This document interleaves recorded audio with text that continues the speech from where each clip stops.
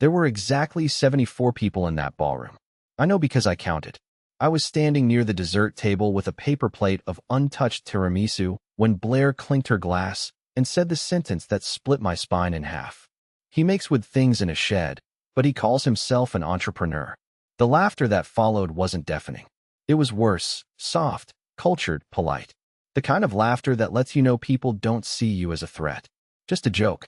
She turned slightly, eyes sweeping the room, then smiled at her boss, a tall, skeletal guy in a blazer with no socks.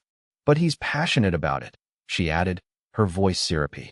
Like, aggressively passionate. Someone fake whispered. So, like Etsy, but sad? More chuckles. I stood there holding my fork like it was a weapon I didn't know how to use. My throat dried out. The lights seemed too bright. I wish I could tell you I stormed across the room, flipped a table, shouted something cool like, "You're the joke, Blair." But I didn't. I just stood there, a 35-year-old man in a poorly fitted blazer, while everyone sipped from flutes and smirked. Until I didn't. I set the plate down. I fixed my cuffs. I walked up to her, slowly, calmly, deliberately. And when she turned to greet me with that champagne-wet smile, I slid the ring from my finger and placed it gently in her hand. She blinked. "Winnie." I leaned in, my voice low enough for only her to hear. "You should marry someone who makes more than splinters." Then I stepped back, turned, and walked out without looking behind me. Not once. Not even when someone gasped. Not even when the DJ awkwardly switched songs. I took the elevator down 21 floors, walked 3 blocks to the river, and sat on a cold bench under a street lamp that kept flickering like it wasn't sure it wanted to keep existing either. And I laughed. Quiet, bitter, ugly laughter. Not because it was funny, but because I had ignored every warning sign, every red flag, every gut instinct, all of it, just to avoid that exact moment. And it still happened. You want to know what led to that night? Why a woman like Blair would humiliate her fiancé in front of 74 people eating salmon and risotto? You'll understand soon.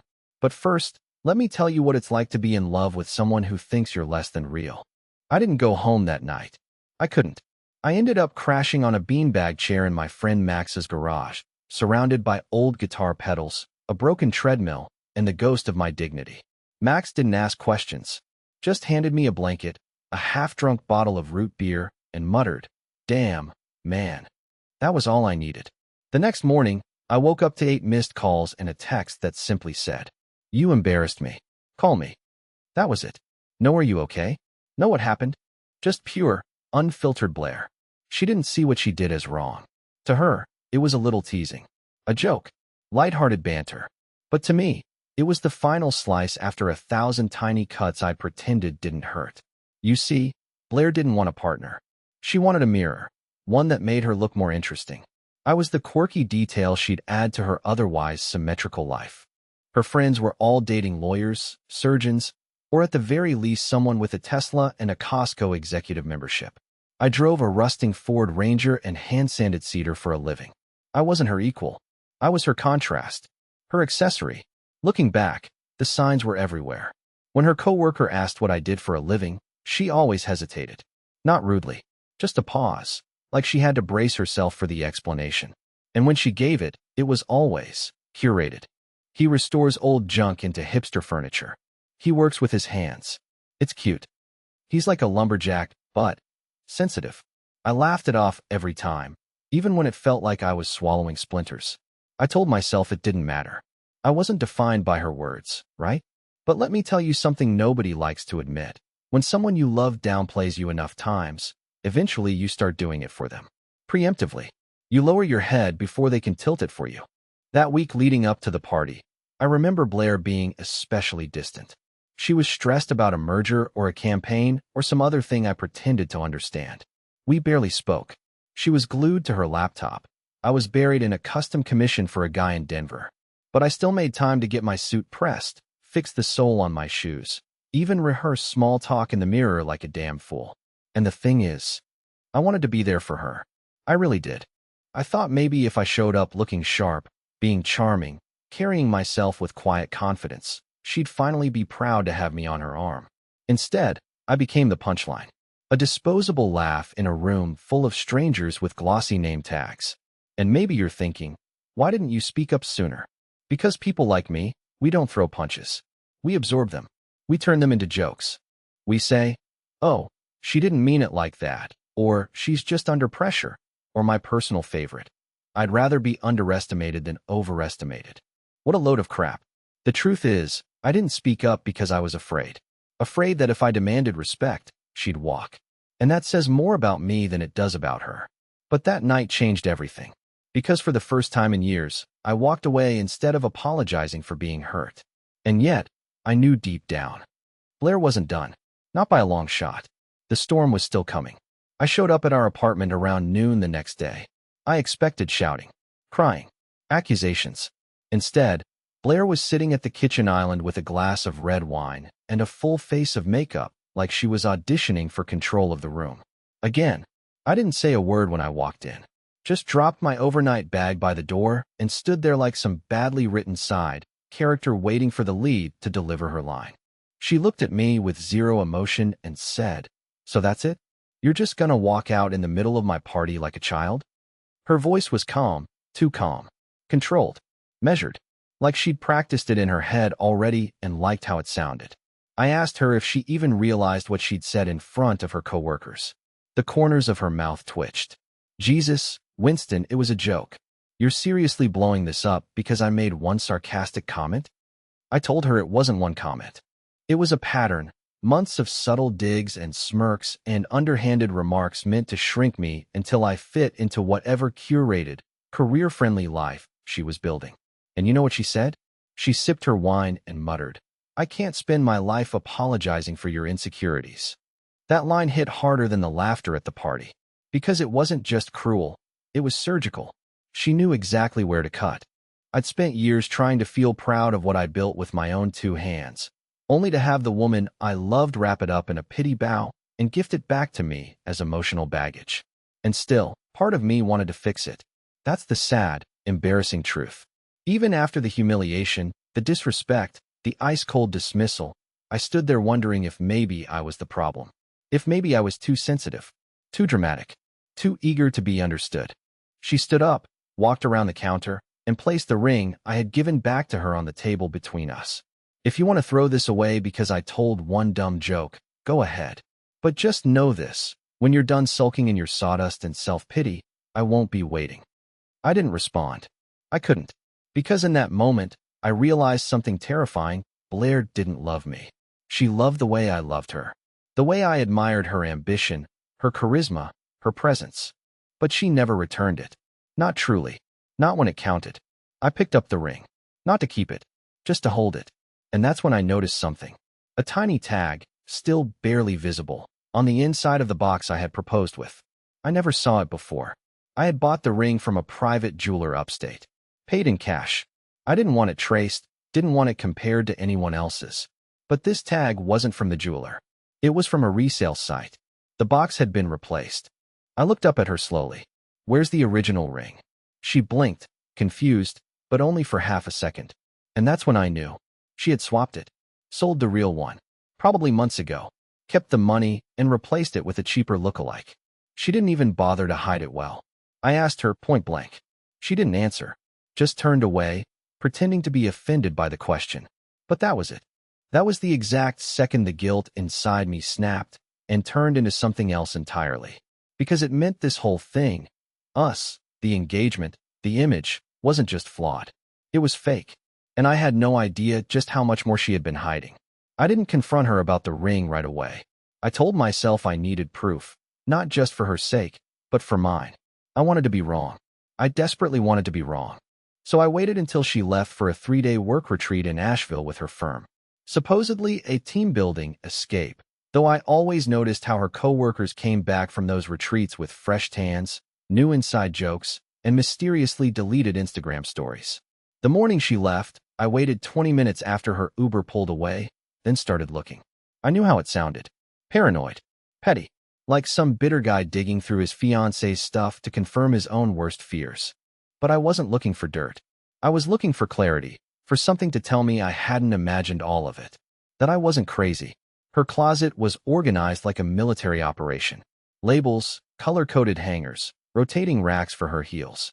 And there, tucked away in a navy blue shoebox behind a row of old coats she hadn't worn in 2 winters, was what I didn't want to find. Receipts. 3 of them, all dated back 5 months ago. One from the jeweler I bought the ring from. One from a pawn shop downtown, the ring's brand name and carat size written in sloppy black ink. And the third, from a luxury handbag store. 2 days after the pawn slip, she had sold the original ring and used the money to buy herself a leather tote bag that cost more than my monthly rent in the first apartment I ever lived in. That's when I stopped being sad.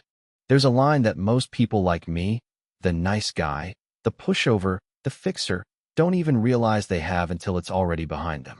And once it's crossed, you don't cry. You calculate. I took pictures of everything. Every receipt. Every tag. I sent the photos to myself with the subject line, "Do not gaslight yourself." I closed the box and left everything exactly where I found it. Then I sat on the couch for 3 hours without moving, just thinking, replaying every small moment from the past year. Every time she dodged a question about wedding plans. Every time she called me sweet but limited. Every time she looked through me instead of at me when I was talking about my work. I remembered the engagement shoot she insisted we take, how she told the photographer to avoid including too much of the workshop in the background, how she'd flinch when I held her hand with rough palms, then laugh it off and say, "God, you're like a tree." I remembered the night she met my mom and called our house quaint and the lasagna adorable. She didn't just sell the ring. She had been selling me short from the start, and I was done pretending it was something else. I didn't sleep that night. I couldn't. I stayed up rereading her text messages, looking for signs, patterns, cracks. There was one that stuck out. A message from C. Just an initial. A few weeks back. Same hotel. Just say the word. Her reply? Wish I could. He's around this weekend. No name. No emoji. No further details. But my stomach flipped. It wasn't just the message, it was the tone. The casual boldness of it. The kind of thing you only say when you know you're safe from being caught. I clicked the contact. Just C. No photo. No full name. No history. But I knew. She hadn't just mocked me. She had replaced me. Emotionally, maybe more. And I had been too wrapped up in my own self-doubt to notice. But she didn't know I knew. Not yet. And that gave me something I hadn't felt in weeks. Leverage. I didn't text her. I didn't call. I didn't even open her last message. For the first time in our relationship, I went silent. And the silence got her attention. On the second day of her retreat, she messaged me twice. Once in the morning, a casual, "Hope you're doing okay," and again that night, "You're being immature. Can we talk like adults?" But I had nothing left to explain. She'd sold the ring, joked about my work, and, as far as I could tell, had someone else on the side whose name didn't even deserve to be saved in her phone. I wasn't going to rage or beg or ask why. I already knew. People like Blair don't leave out of hate. They leave because they outgrow their illusions, and I was hers. Her blue-collar, soulful face. Her fixer-upper man. The rustic touch in her modern life. But here's the thing no one tells you about people like me. We're patient. Not spineless. There's a difference. We take our time. We don't scream when hurt. We build, brick by brick, the wall you'll never get back over once it's up. And that's exactly what I did. While she was gone, I emptied our shared account, the one she never bothered checking because, in her words, your deposit is barely noticeable. The money I'd put in over the last year from my side jobs and custom orders? Gone. Transferred into a separate account I had opened that morning under Winston Raleigh Woodworks LLC. Took 20 minutes. No drama. No trace. Then I backed up everything. Every message. Every receipt. Every passive-aggressive email she'd forwarded me over the last 6 months that subtly mocked my business.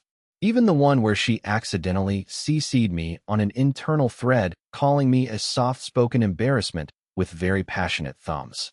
I still don't know what that meant, but I remember staring at it for hours that day, not knowing whether to laugh or break something. She returned home Sunday night, waltzing in like nothing happened, with a half-fake smile and a head full of excuses. The suitcase barely hit the hardwood floor before she started talking. "You've been ignoring me all weekend, Winnie. What's your endgame? Punish me into apologizing for a joke?" I stood in the kitchen, watching her drop her designer bag, paid for with my ring, I reminded myself, onto the counter. I didn't move. I didn't even blink. Then I said, "Do you know what I do with warped wood? She paused, thrown. What? Wood. When it's bent or cracked or rotten.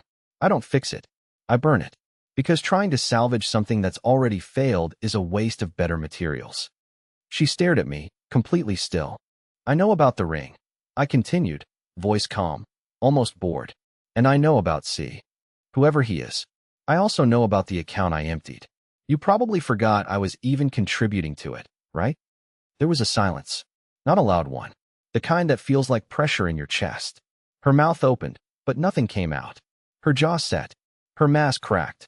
You think you're going to punish me by taking your pathetic money and storming off like a wounded dog? She snapped, voice rising. No, I replied, stepping forward. I'm not storming off. I'm preparing. For what? For the ending you never thought I had the spine to write. I walked past her, grabbed my keys, and opened the door. You've got until Friday to move your things. I'll be gone by then. Oh, and the wedding venue? Cancelled.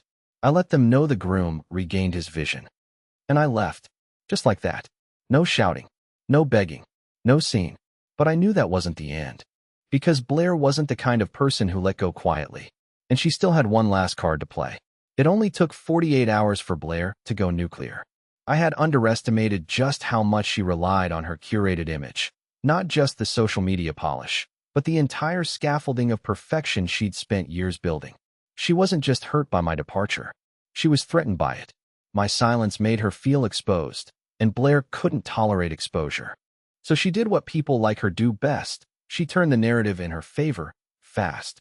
It started small. A cryptic Instagram story, black background, white text. Sometimes the ones who claim to love you the most are the ones who quietly resent you. I ignored it.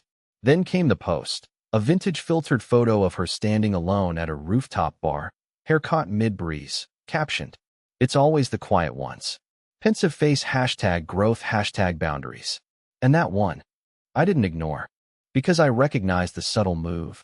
She was laying the groundwork. She wanted to be the victim in the breakup. She wanted sympathy. And more importantly, she wanted control over the story people would whisper in conference rooms and brunch tables and wedding dress boutiques. By the end of the week, I was getting messages from mutual friends, most of them hers, but a few of mine too. All variations of the same thing. Hey man, what's going on with you two? Blair seems pretty upset. She said you just walked out without a word? She told us you'd been struggling with mental health stuff and she tried to support you, but you pushed her away. That last one burned. Not because it wasn't rooted in something real. I'd had anxiety for years, and Blair did know about it, but because she twisted it, weaponized it, reframed my quiet unraveling into a reason for her own cruelty. I could have clapped back, posted screenshots, exposed the receipts, the pawn shop slips, the deleted texts to see. I had everything, all lined up in a Google Drive folder titled Truth, Do Not Touch. But I didn't post a single thing. I knew how this game worked. The first to explode always loses. The calm one, the one who waits, that's the one people end up listening to. But Blair was unraveling fast. And then she made a mistake. She sent an email, not to me, but to my biggest client, a boutique hotel chain in Vermont I'd been building custom headboards for. She CC'd their design manager, a few junior staff, and wrote, "I understand you've been working with Winston Raleigh. I feel obligated to let you know he's going through some instability at the moment. We were recently engaged, and the relationship ended under troubling circumstances. Just be cautious. I wouldn't want his behavior to reflect poorly on your brand." She used her personal trauma narrative to discredit my business. And that's when I lost my grip. I didn't scream. I didn't call her. I didn't even respond to her directly. I forwarded the email to my attorney, a quiet but sharp guy named Elliot who once built his career defending indie creators from corporate sabotage. Elliot responded to her on official letterhead within 2 hours. Any further defamatory communication regarding our client will be considered grounds for legal action. The next morning, the Instagram story stopped. The cryptic quotes vanished. Blair went silent. But the damage had already been done, not to my business, which held strong, but to my illusion that people like her ever loved quietly. They only possess. And when possession is threatened, they destroy. Still, I thought that would be the end of it. I was wrong. Because Blair wasn't just going to vanish. She was going to show up, one last time, where I least expected her, with a final performance that would force me to decide whether I was going to stay the quiet one or finally speak. The first thing I saw was her shoes. Tan suede stilettos. The ones she bought on a business trip to Milan and bragged about for 2 weeks. They didn't belong in my world. Not in a reclaimed brick workshop full of sawdust, epoxy fumes, and old punk vinyls playing on loop. But there they were, perfectly still at the edge of the gallery floor like punctuation at the end of a sentence I didn't want to read. I didn't look up. I didn't need to. I could feel Blair's presence before I even turned. That Saturday night was supposed to be mine. My first ever solo installation. A mixed material showcase I spent 4 months designing, building, and quietly losing my mind over. Every piece had a story. A dresser made from torn-down barnwood salvaged after a storm in upstate New York, a chair frame built from repurposed church pews, even a coffee table whose legs were made from discarded subway railings. Grit and soul and scars, everything I was. And she walked in wearing perfume like a weapon. I kept my voice steady. You shouldn't be here. She tilted her head slightly, giving me the soft, regret-laced look she had mastered years ago. I came to support you. I scoffed before I could stop myself. Support me? You mean like you supported me by telling my clients I was mentally unstable? Or when you sold my ring to buy a bag and laughed about my job in front of a ballroom full of people? People nearby were starting to notice. My friends, my mentors, a few of the gallery partners. I saw them pretending not to look, sipping wine and fake-checking their phones while keeping their ears pointed toward us. But Blair? She was in her element. A stage, an audience, a script. I made mistakes, she said softly, stepping closer. I got scared. We were moving too fast, and I didn't know how to slow it down without hurting you. I narrowed my eyes. So you humiliated me instead? She lowered her gaze, just for a second, then raised it with theatrical vulnerability. I was wrong. But you don't get to rewrite everything. You think I didn't sacrifice for us? You think I didn't lower my standards just to make this work? That's when it hit me. She didn't come to apologize. She came to win. She thought if she just said the right mix of self-blame and subtle condescension, I'd crumble back into the soft, desperate version of myself she used to mold like clay. She didn't want me back. She wanted control back. I looked around. People were watching now, definitely watching. A woman near the back pretended to read the placard on one of my chairs, but kept glancing over her shoulder. I took a deep breath and spoke louder than I meant to. You know what's funny? You always talked about how much you sacrificed being with me. Like dating someone who worked with his hands was some kind of social experiment. But what you never realized, Blair, is that I chose you when I didn't have to. I saw you. I believed in you. And you used me like a personality accessory. She flinched. For real this time. Not dramatically, just slightly, like her foundation cracked.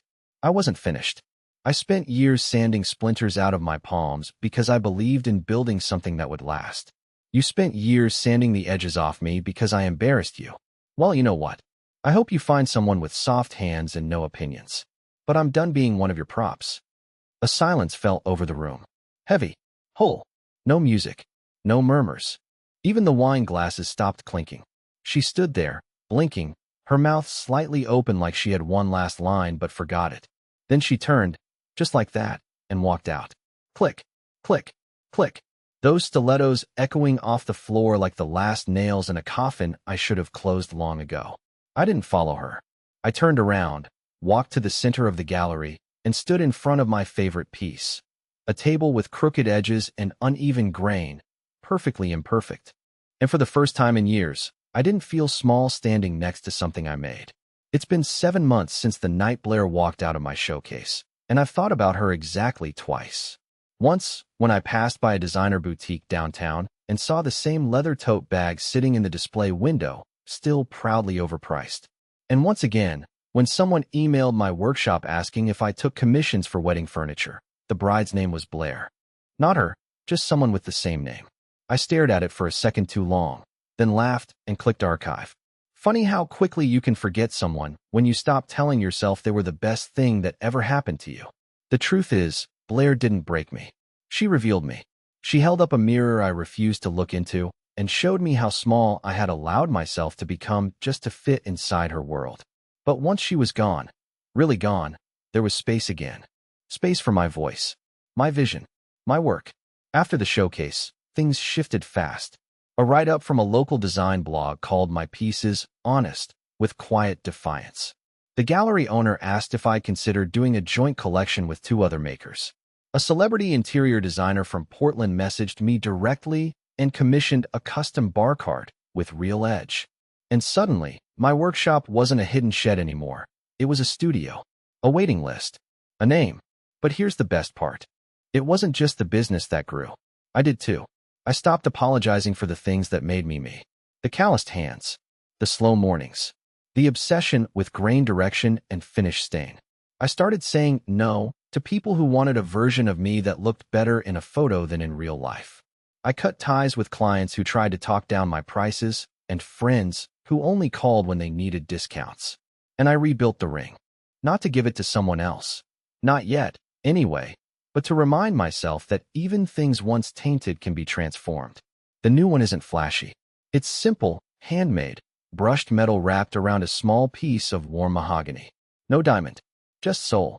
It sits on my desk, right next to a sticky note that says, in all caps, "Do not shrink to fit." I don't know where Blair is now. Maybe she married the guy from the C-text. Maybe she still tells stories at dinner parties about the woodworker she once dated who couldn't handle ambition. Maybe she doesn't mention me at all. That's fine, because I no longer live in the version of the story she wrote. I'm building my own now, one table, one client, one morning at a time. And let me tell you something. It's beautiful here.